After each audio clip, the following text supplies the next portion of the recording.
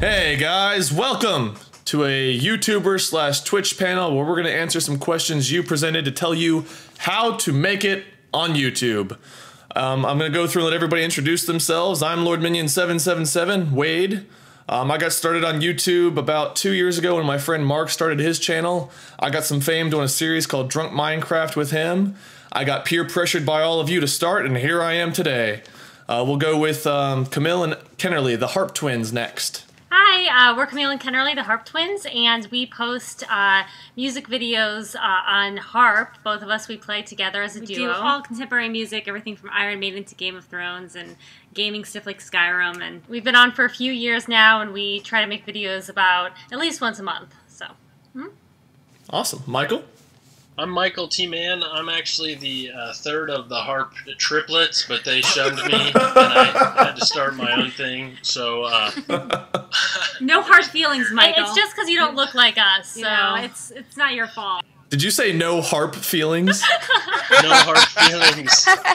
Too early for puns. I have a comedy channel on YouTube. It's all movie and pop culture based. It's pure comedy, pure silly stuff. Just someplace to come if you're looking to laugh or smile. All right, Rachel. Hi, I'm Rachel Moore, and I do video game-based stuff on YouTube. My main channel is just my name, Rachel Moore, where I do like reviews and top 10 lists and opinion pieces, all on video games. And then I have a second channel which is Rachel Plays, and that's where I put all of my gameplay stuff, my Let's Plays. Awesome. Robert? And I'm the oddball Twitcher, Frag Shout. That's with a 4, not an A, just so you see that. And I do a little bit of YouTube, just started getting into YouTube, but I've been on Twitch for the past year, 8 months, something like that. So you can come over there, watch me, and have fun. Awesome. And Steve? Hey, I'm Steve, or Stev, from Stev Ray Bro. I do animations and watch me draws. You can basically watch me draw any cartoon character you like. Awesome. Links will be in the description, guys. Make sure you check out all of their channels and Twitches. So let's go ahead and jump right in. We'll start with Camille and Kennerly. Important tips for new channels.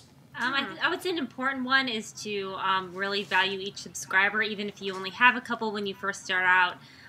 You know, everyone starts out small, everyone starts out from the beginning, so don't get discouraged if you don't. What was that?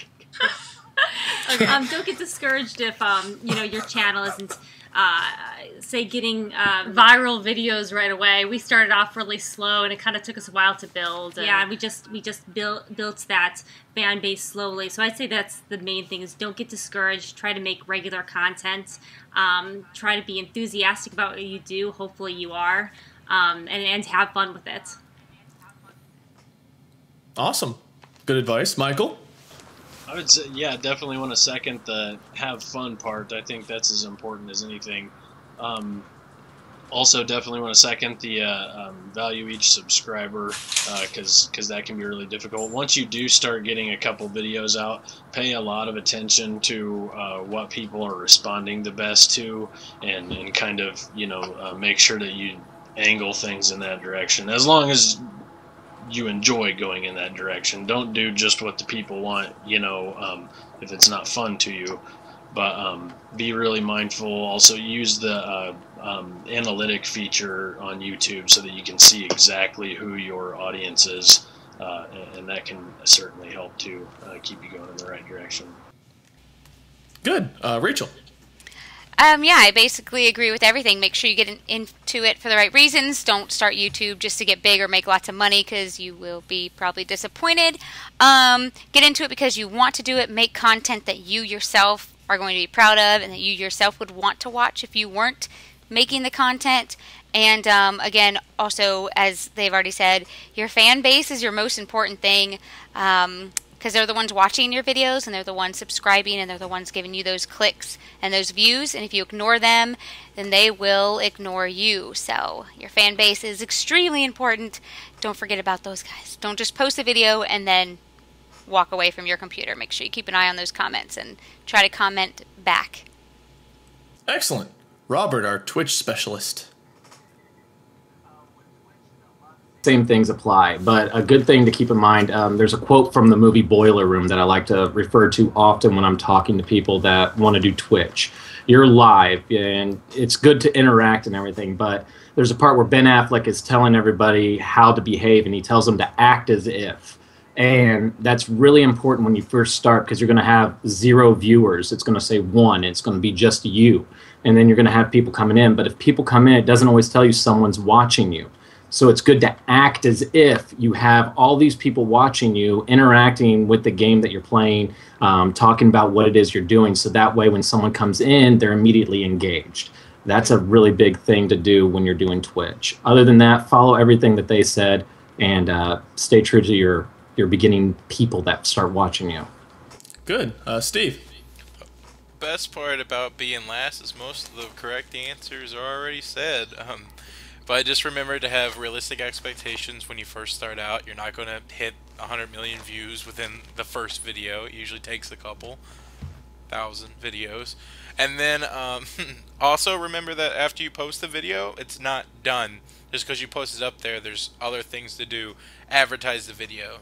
Don't be too annoying and shameless, but like, you know, remember there's other social media, Twitter, if you're a DeviantArt for me, because, you know, art, and just in general, there's so many different sites, Facebook.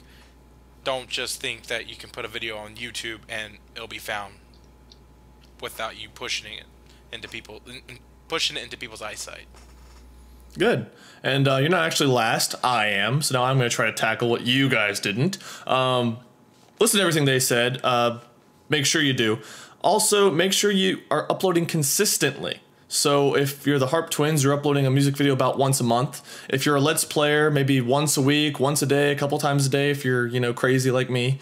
Just do what you can. Twitch streaming, maybe stream on a regular basis. Have a day of the week or a couple days of the week that you say you're going to stream and you do it. That way your fans know when to find you and they can plan accordingly, so that way you keep them coming back for more. Additionally, figure out what it is you want to do with your channel and don't deviate too far from it. If you want to be a Let's Play channel, don't all of a sudden switch to music videos. If you're only going to play horror games, don't one day stop and switch to Call of Duty right away. You're going to lose, you know who that's directed at. You're going to lose a lot of subscribers that way, or you're going to lose a lot of viewers that way. If you want to transition, slowly transition into something else. Don't make radical changes immediately, because that'll kind of alienate a lot of what your fan base has become. Alright, next question. What equipment to use and about what price is a good price for a starting rig, starting computer, starting setup? I'll lead this one off first and we'll move backwards. Basically, it's really hard to say. It depends on what you're able to do. I saved up for about a year before I bought my first real gaming / recording computer, and I put about $1,500 into it. You don't have to spend that much. I just chose to. I think your audio is very important. You want to get a good microphone, or at least a good headset with a decent microphone on it. You want to get a webcam if you're going to put your face out there, a webcam that at least, you know, will capture video / audio decently.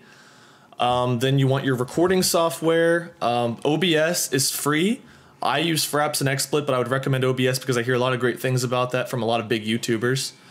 And last but not least is your actual computer, and you want to make sure you have a decent processor and you have a decent amount of memory as far as RAM goes and storage space. I will move on to Steve before I answer this question too much, and if you guys run out of things to say, that's fine. This is kind of a shorter question. So Steve? I definitely agree that based off what you're expecting to get back from it, don't put that much into it. I got lucky. I had the money to buy, you know, a fancy screen that I can draw on. If you don't, spend the, you know, there's cheaper alternatives, and then you can build your way up. As you get more successful and you get more, you know, income from your channel, you can spend more into it. But don't break bank, because if you look at any of the popular YouTubers, you'll see that they had lower quality stuff when they first started out, and they progressively got better. Awesome. Robert? Getting started, you can do it pretty simply, to be quite honest. What I've always told people, though, is audio. Focus on your audio. Your video, I mean, you can adjust that. People love to see things in high quality. I'm not going to lie to you. But work with what you have. Like they said before, I mean, you can pick and choose your battles on investments. Like right now, I'm still trying to get a capture card to record a secondary device, but I made the priority my personal gaming first. You don't have to spend a lot to get far. And I always tell people, build your own. And if you don't know how to build your own, find somebody. And I do builds, so get a hold of me. But other than that, that's just pick and choose your battles, and it's not too bad for Twitch. Rachel. Yeah, it really depends on what kind of content you're trying to create for your channel. I would think some content is going to require a higher level of quality, as the other content won't. Some content you're fine with just using your iPhone to shoot it, where other stuff you are going to maybe need like a green screen and better lighting and stuff like that. So it really depends on your content. I usually tell people just start with what you have, because if you have a phone, then you've already got a camera, and you can get those really cheap little camera things. I mean, the little stands that hold iPhones, and now you've got a camera stand. So True. Use what you have and then build up from there as you find out what your content's going to be and what your audience wants. Because sometimes overproducing can actually hurt you. Fair point. Mike. Those are definitely good points. Particularly start with what you have. That's definitely something I had to do. You can find almost anything that you would need at the beginning inexpensive in some way, shape, or form. I mean, it could be going to Goodwill, it could be getting on, eBay. I got a really nice camera, and I spent some time comparing prices on it online, and the place that I ended up buying it from had the lowest price by far. But I'd researched it quite a bit beforehand and knew ahead of time that the second I finished that purchase, I was going to get a phone call from a salesman, and they were going to try to hard sell me on some, add-ons with the camera. It was just like, well, hell, that's, telling him no is worth saving $200. So, look into that stuff, and yeah, you'll just keep adding and getting better and better as you go. Good. And Camille and Kennerly, you guys are a little bit different since you're not Let's Players. What would you recommend for like the music scene? Yeah, well, still what everyone else is saying, like use what you have. We edit on iMovie, which we happen to have Macs, so that's just what we started using. Which is free on our computers, and we record with just a kind of a standard small video camera. It's just a handheld. We put it on a tripod, and we just film from a bunch of different angles. It's really simple, and I think someone already made the point of sometimes less is more, and especially you work with what you have, and that's already been said. But our stuff is really simple, but as long as your audience knows what you're doing and can see you well, and you're getting your product across, then that's most important. It's communicating to your audience, and that's actually pretty easy now. You can anyone can do that with their iPhone or with their computer. So almost everyone has that equipment already, and then once you get used to that, if you feel that you need to move up, do it from there. Once you have the money, yeah. Awesome. We're gonna stay with you guys, and we're gonna go to the next question. You've got the equipment, you've got the setup, you started posting videos. How do you get your channel to start growing? For us, it really was a gradual thing, but we started off doing covers, and so if you're doing that and you're doing things that people are going to be searching for, then they might hit upon your channel. Yeah, ours is a little different since for music, we first started putting up videos just as samples to show clients since we're performers in our real lives. And as people started watching our videos, we started to listen to fan requests and really kind of pay attention to our fans and what they wanted. And I think that when you have a good relationship with your fans, then that really helps it in the long run, and kind of helps your fan base to grow and things like that. Yeah, so for us it was really, I think, communication with our audience all along, and we still do. We still are on our Facebook and our YouTube and try to answer as many comments as we possibly can, and that really does grow your audience and keeps them. And keeping our brand really kind of straightforward. If people go to our videos and they can tell right away what we are. We're twins and we play harp. So a lot of contemporary stuff. Awesome. Good advice. Mike? When I did my first video, a YouTube career wasn't even something that I really even had in mind, but I liked what I'd done. I was proud of it, so I wanted to share it, and I actually put it on Reddit, and expected them to trash the hell out of it, but I just wanted to show it to someone, you know, and they loved it. They ran with it, and it kind of just exploded on its own. So I really, seriously, I mean, there was a very large amount of luck involved. Sometimes there is, yeah. Yeah, with how things started off for me. But now, I mean, every single video, Steve, I think it was you that pointed out on the actual panel at PopCon that subscribers doesn't equal views. So you always need to be engaging and trying to get each video out there. And the obvious ones are, yes, Facebook and Twitter and work all that stuff. And then, like they were saying, engage with the fans, you know, engage with the comments. It all works. It works. It can take time. It can be slow growth, but it works. Nice. And Rachel? I think the advice with this is really hard because it also depends on when you started YouTube, because getting, I guess, big on YouTube now is different for some people who are just now starting compared to people who started years ago, because YouTube is a completely different beast now. And plus there is so much of everything on YouTube.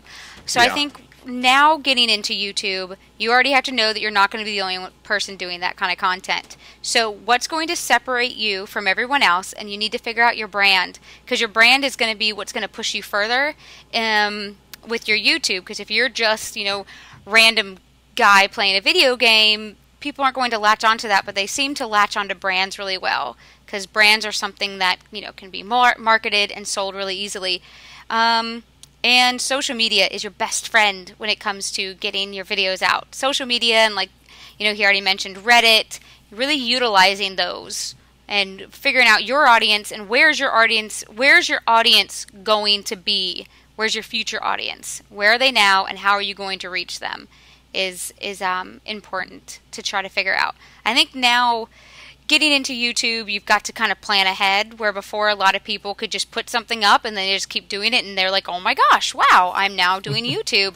And since there is so much of everything on YouTube now, you've really got to plan your strategy out before you do it. Good. Robert? And this is the one where I've seen the question and I was asking about my brain to mouth filter, because I get really honest with this one. That's okay. Brace yourselves. I literally, my suggestion is a little different. First and foremost, stay away from buying. That is a bad taboo. Nobody likes to talk about it. People do it when they're trying to get started. And the honest to God answer to that is that people smell bullshit, especially on Twitch. If you're buying your views, your followers, people smell it a mile away. So don't even think about it. Can I interrupt? Buy? Yeah.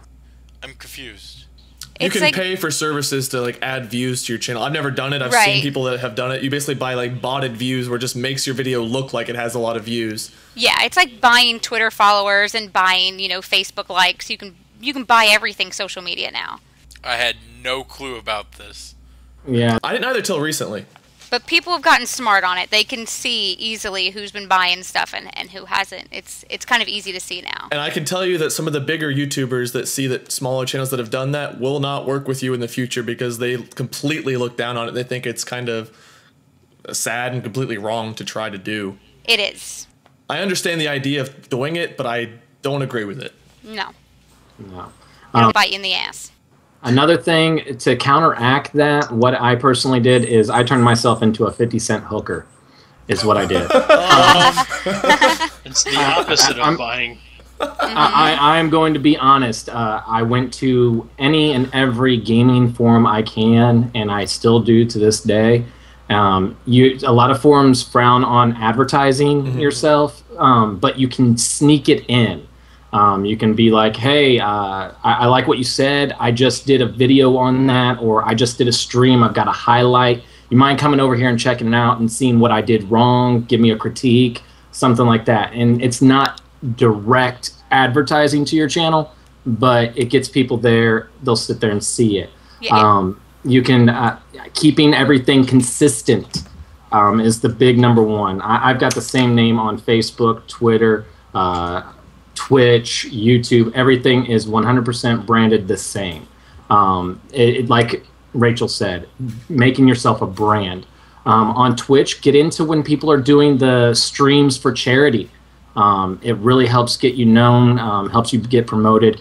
And also touching base, find out what makes you different. If you can't say what makes you different, if you can't say why you would stand out, then why would you go to somebody if you can't tell me what reason it is that you like to be there? What is it about them that you like, their personality? Everybody has a personality cue or something they do, or a niche, so to speak. Mine personally is that I like to bring gamers from all over the place together for certain causes, like Toys for Tots or the Service Members Funeral Relief Fund, stuff like that, to kind of take away that negative connotation behind the name gamer or word gamer.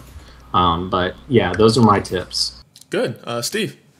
Yeah, a lot of really good points here and there. I definitely agree on the brand. Having the same image for your icon throughout the whole thing, same name, just in general, having, reinforcing that throughout the whole part makes you seem a lot more professional, makes you more approachable, and I think people can get behind that.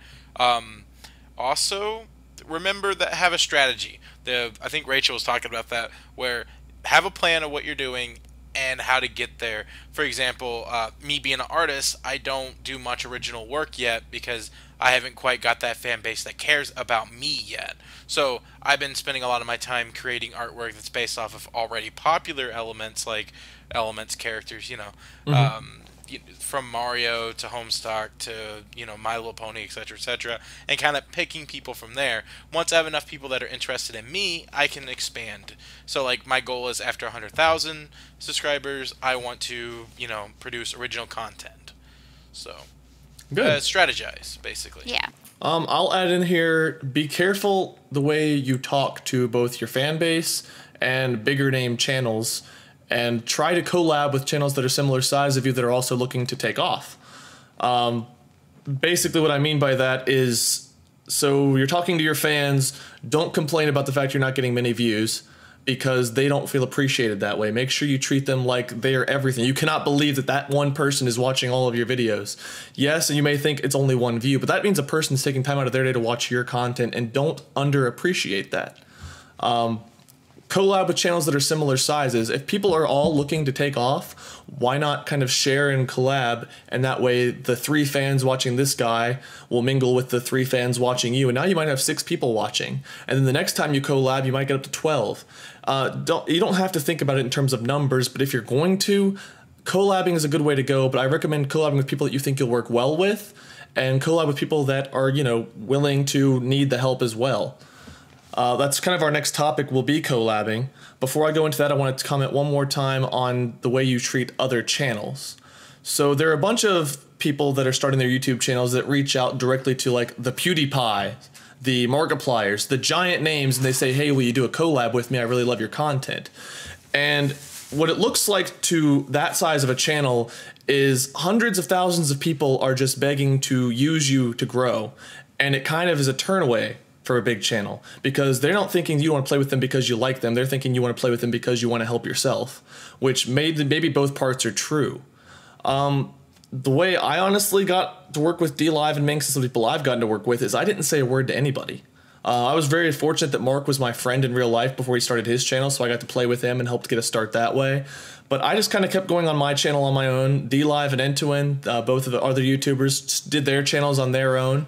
They grew to 30, 40,000 subscribers by themselves without reaching out to any bigger channels' names. And other channels came and found them because they weren't begging to collab.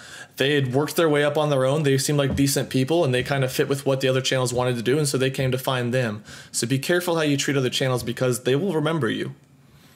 And that brings us to our next topic of collabs. Collabs, how do they work? Who do you want to work with? How often do you want to do it? I don't know if you all do this. If you don't, you can pass on the question.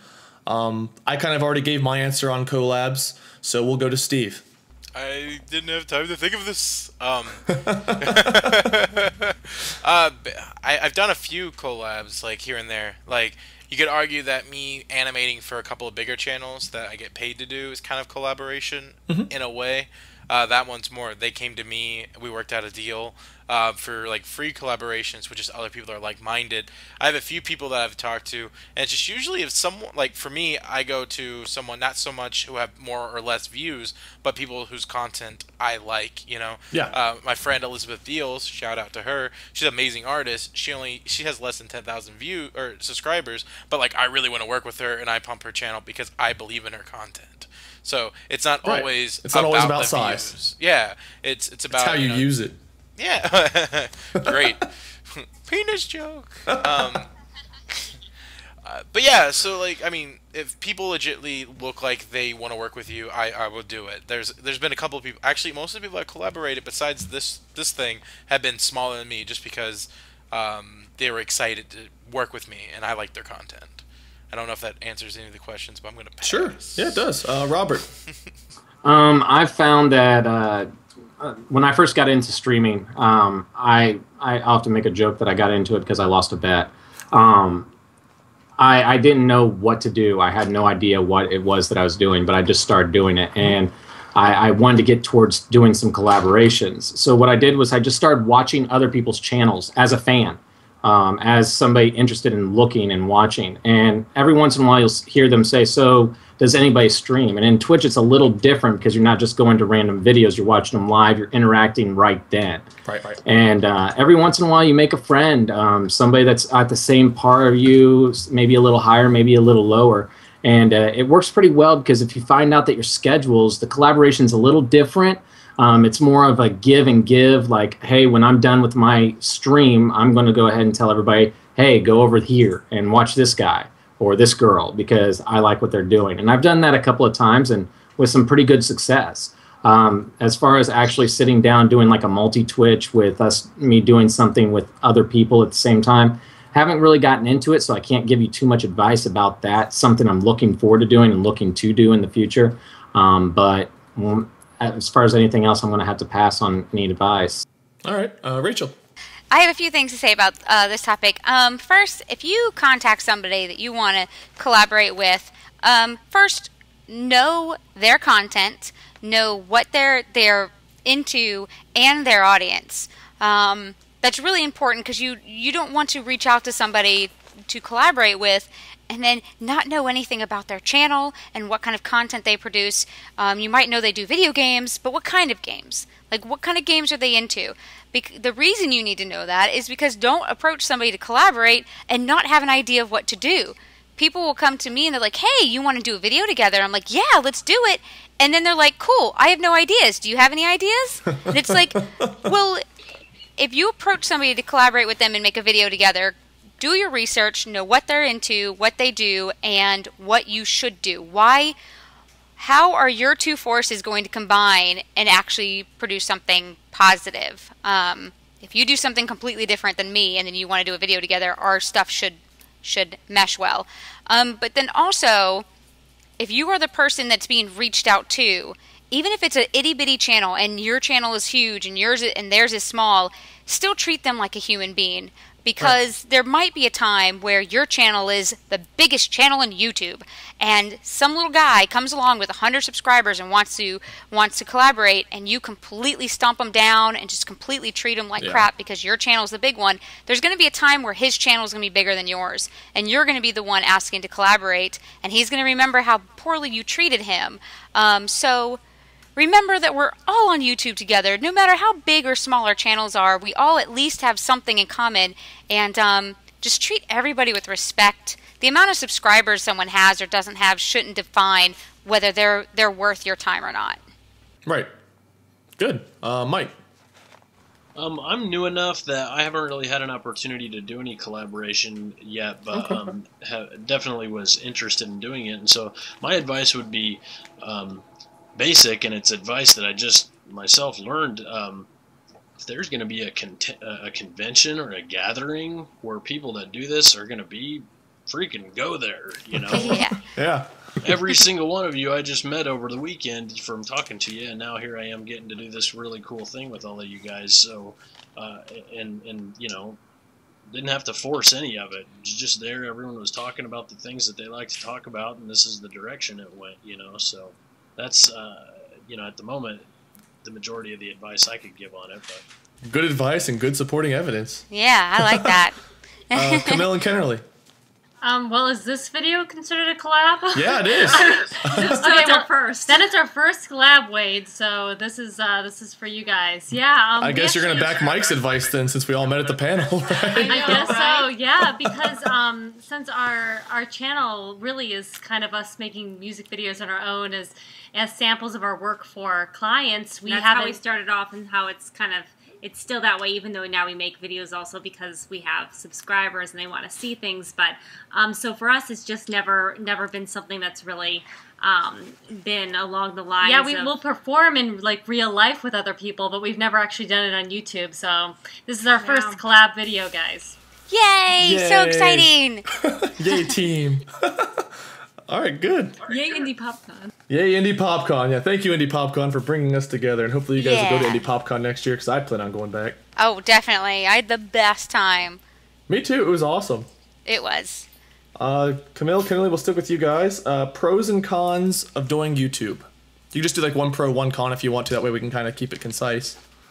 Sure. Pro, you can get out your content. For us, it's music to anyone in the world. And you can meet tons of people, which is amazing. Really connect with an audience. So before you can say travel, for us as musicians, you know, we couldn't book a worldwide tour at our level, but we can have our music go out to people worldwide. So that would definitely be a pro for us. Yeah, a con, trolls, but that's pretty self-explanatory. So yeah, but I guess they're kind of a pro too, because they're still watching your content. True. So thanks for that, trolls. Yeah. This is for you. Yeah. So yeah, we'll keep that concise. I know we're. Oh, awesome. Mike. The pro, the huge pro for me, I mean, it's everything, is that I can do whatever I want. That's the best part. Within the licensing terms and agreements, but yeah. Within the licensing terms and agreements of YouTube and its partners and whatever the hell. But yeah, I can just completely indulge in, you know, whatever my imagination comes up with, and there's no one, you know, telling me I have to clock in at this time or clock out at that time, you know. Right. The con is that it is hard work, and it is a lot of work, and particularly when you're starting, you're not making money off of it, so you have to find time in your existing schedule to do all of this stuff, and that can be difficult and stressful. So good. Rachel. I definitely say the good is you are your own boss. You make your own schedule. You get to do whatever content you want. It's just all you being as creative as you want or don't want to be.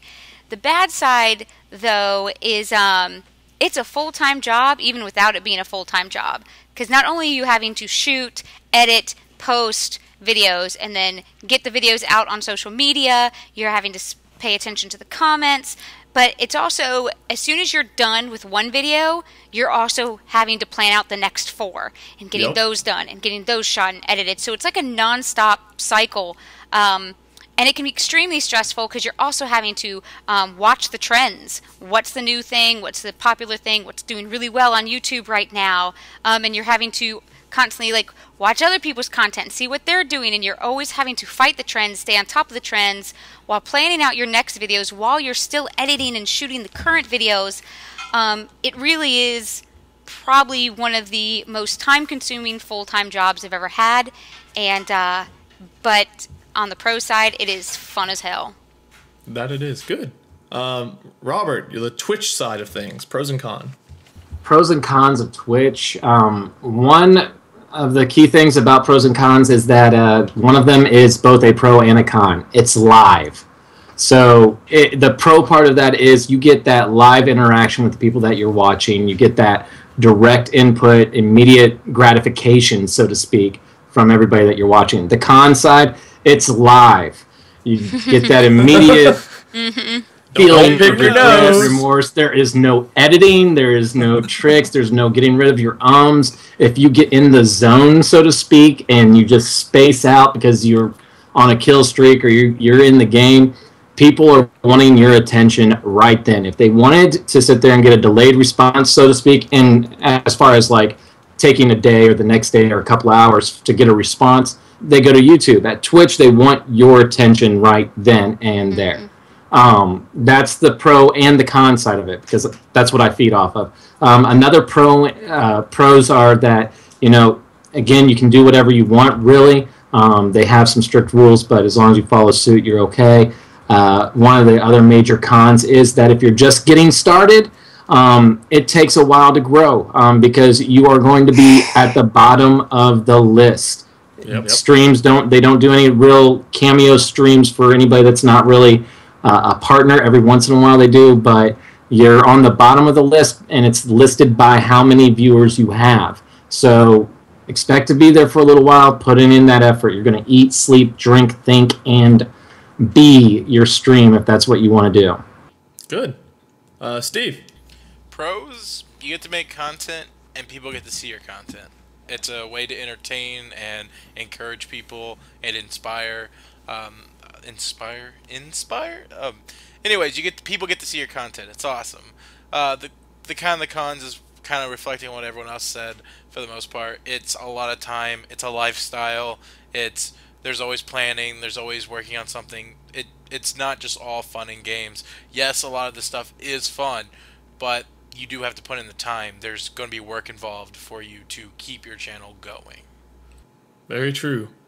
All right, I guess it's up to me.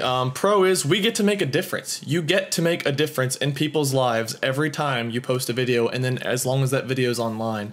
I don't know how many messages I've gotten where people have been depressed or sad or on the brink of suicide even, and they've watched one of my videos or a video I've gotten to be a part of, and they've sent me a thank you for posting a video that day because they needed a reason to smile. And whether it's just one person you're making a difference in the life of, or 100,000 or millions or whatever it is, it's an amazing feeling to know that, you know, globally, nationally, even just in your state, wherever, you're making a difference in people's lives. And you can use that to do charity events. You can use it to go to conventions and meet these people, sign things for people that think that you're more important than you feel like you are. It's really awesome. One of the cons, I would have to say, is the uncertainty of the future that you're going to have as a career in YouTube. Right now, YouTube is my full-time job. And it's an awesome feeling. It's also terrifying. I don't have benefits. I don't have, you know, the insurance that you would have at a company. And I don't know if YouTube's going to be my job in 3 or 4 years. I don't know that it'll still be there and still be available to me. But while it is an amazing feeling to have that opportunity. I will stay with me, and we'll go on to the 7th question. How do you stay motivated to work? And I will back up to what I just said. You make a difference in people's lives. Imagine your favorite TV show that posts its episode once a week, not posting one week because, you know, they didn't feel like doing it. How many people would be disappointed by that? Even if just one person is disappointed by that, that's kind of painful for the producers of the show, or at least I hope it would be. If I didn't get my content out there, you know, at least daily, every other day, whatever, I would feel really bad. I want to get at least 2 videos out to you guys every single day because you guys eat it up. You want to watch it. You take time out of your day to watch it. The least I can do is keep putting the work in for you. Steve? I am not the best person to answer for this. For a while there, for the first year, it's hard. I had 1 video per week, and then like halfway through, I had 2 videos per week, and now it's kind of more like 1 video per month or every 2 weeks.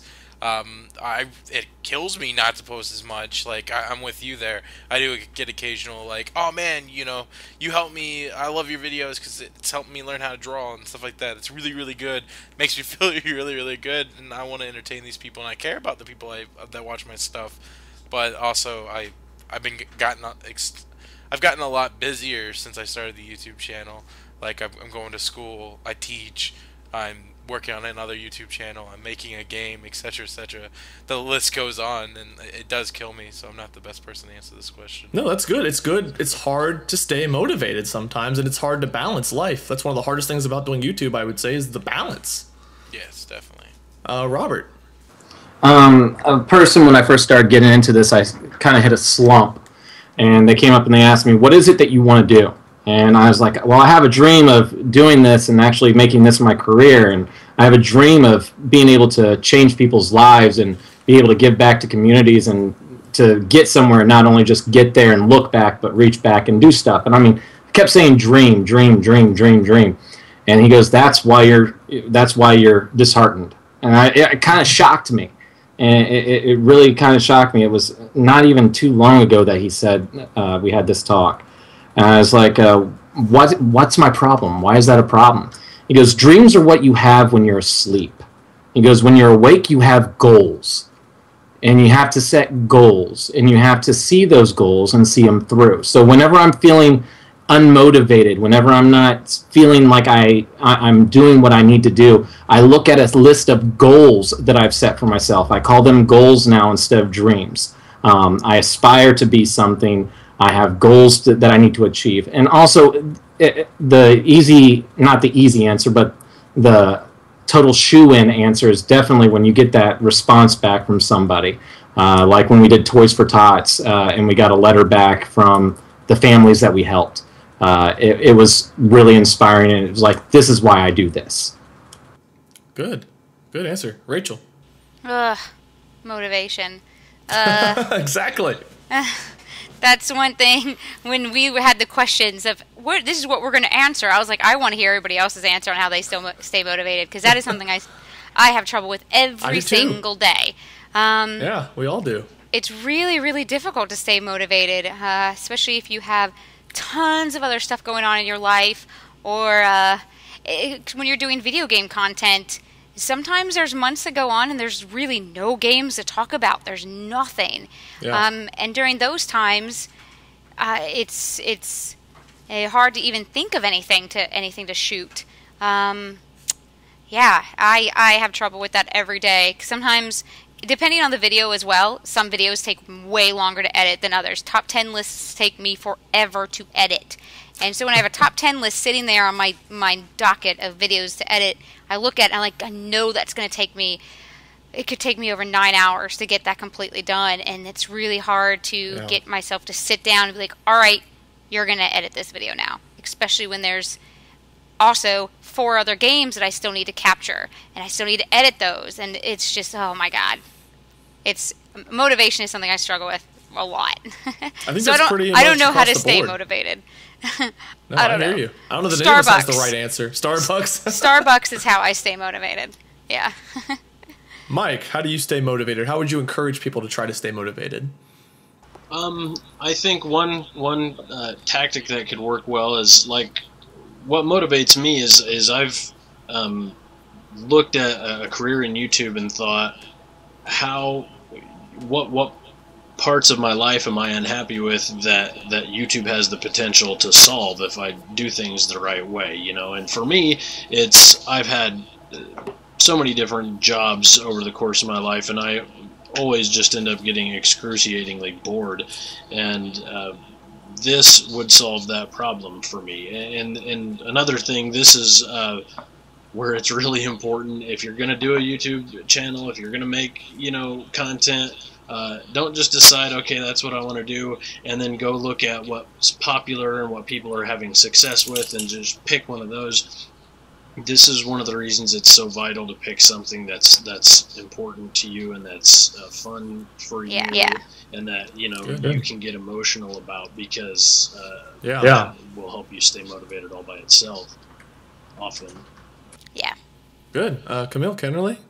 Yeah, I think one thing that really keeps us motivated is our fans. I mean, I think Wade kind of touched on that, but I mean, they mean a lot to us, and them wanting to see our content and looking forward to our next video really makes you want to produce really great content for them. If someone says, hey, your music really puts a bright spot in my day, or, your music really helped me to get out of this slump, or something like that, and hearing that kind of stuff really just motivates us to get moving and do more content, and also the fact that we do what we love. So and that's a way to be motivated in your own YouTube, if you have one, is to do something that you really love. And if you have a passion for it, then your viewers are going to see that, and they're going to. There's pretty much not a single step of the process of our YouTube channel that we don't enjoy. We love playing, we love filming, we even like editing. So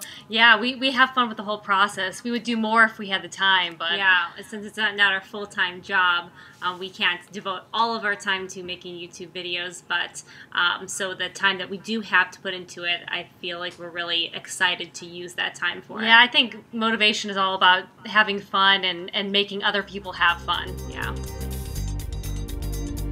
Boom. Yes.